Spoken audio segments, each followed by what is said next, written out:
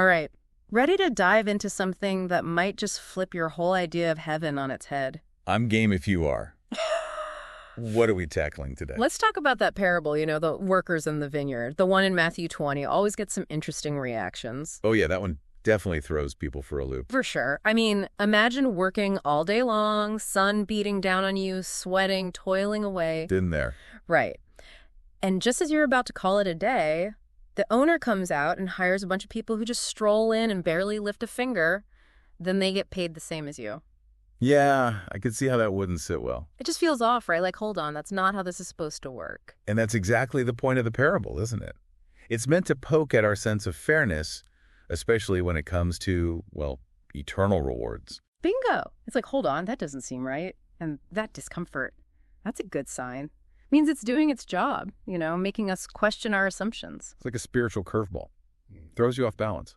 Okay, so let's break it down. You've got this vineyard owner hiring people throughout the day, right? Some start at dawn, some at noon, some even later in the afternoon. Right, different shifts, but all working towards the same goal, I guess, harvesting those grapes. Exactly.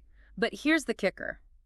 At the end of the day, when it comes time to get paid, everyone gets the same amount, regardless of how many hours they put in. And that's where things get really interesting. Because let's be real, our human brains, they crave those clear-cut answers. We want to calculate, compare, and well, sometimes that leads to feeling a little, shall we say, resentful. It's like, hey, I put in the hard work, where's my bonus? It's that scorecard mentality. We like to keep track, make sure everything adds up, especially when it comes to something as big as, well, heaven. And that's exactly what makes this parable so powerful, because it throws a wrench in that whole system of earning our way to paradise. It disrupts our whole transactional view of faith. The idea that we just got to rack up enough good deeds to cash in later, like some kind of cosmic loyalty program. Yeah, like if I do this, then God has to give me that. Exactly. But this parable, it's like God saying, hold on, it doesn't quite work like that. It's like Bishop Barron said, this parable isn't so much about labor laws as it is about God's grace and the true nature of heaven. And he even goes so far as to say, this is one of my favorite Bishop Barron lines, by the way. Get me with it. He said, the way to heaven is heaven itself. Whoa.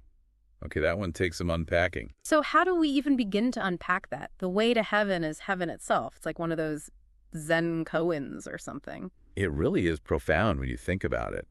See, I think what Bishop Barron is getting at is that heaven isn't this far-off reward like some divine retirement plan we earn by putting in our time down here. Not about punching that spiritual time card, then. Not at all. It's more about recognizing that heaven is a state of being, a way of existing right here, right now. Okay, so less about getting into some celestial country club when we die and more about living with that country club mindset, even amidst the chaos of, life. Exactly. And you know what's a great example he uses? Mother Teresa. He asked, do we really think that someone like her, someone who devoted her entire life to serving others, would just suddenly stop being compassionate once she reached heaven? Right. It's not like she'd be kicking back saying, all right, my shift of being selfless is over. Time to cash in those good deed coupons. It just wouldn't make sense, right? Because that capacity for love, that compassion, that desire to see others flourish, that's what heaven is. It's woven into the very fabric of who God is. Wow. So if we're stuck in that transactional view of faith, I do this, so God will give me that, are we missing the whole point? Totally. We're so focused on the paycheck that we forget to find joy in the work itself. It's like going through the motions at a job we hate just to get to the weekend. Except in this case, we're missing out on the present moment, on the experience of heaven now, because we're so fixated on the finish line. Exactly. And what's even more interesting is how Bishop Barron connects this to that feeling of resentment we were talking about earlier. Remember those workers who came in at the 11th hour? That urge we have to cry, no fair?